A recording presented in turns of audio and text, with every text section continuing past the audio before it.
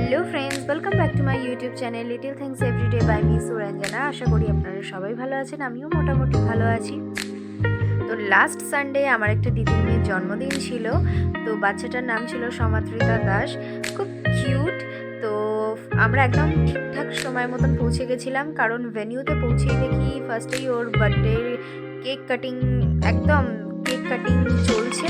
সেই সময় আমরা পৌঁছেছি। তো তারপর আমরা স্টার্টার কাউন্টার থেকে আমরা পনির পাকোড়া নিয়েছিলাম, চিকেন পাকোড়া ছিল, কিন্তু যেহেতু আমরা কোনো রকমের মাংস খাই না, তাই জন্য চিকেন পাকোড়াটাকে আমরা স্কিপ করেছিলাম। কফি কাউন্টার ছিল, কিন্তু শুধু কফিটা বাবা খেয়েছিল, তো আমি আর আমার মা কফিটা খাইনি।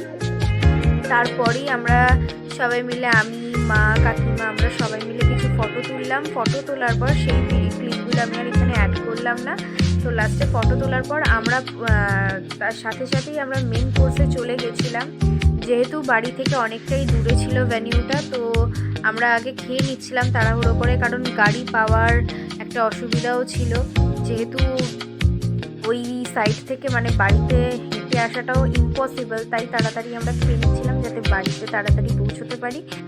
তো লাস্টে বাড়ি ফেরার সময় বার্থডে গার্ল আর আমার দিদির সাথে কিছু ফটো তুলে নিয়েছিলাম।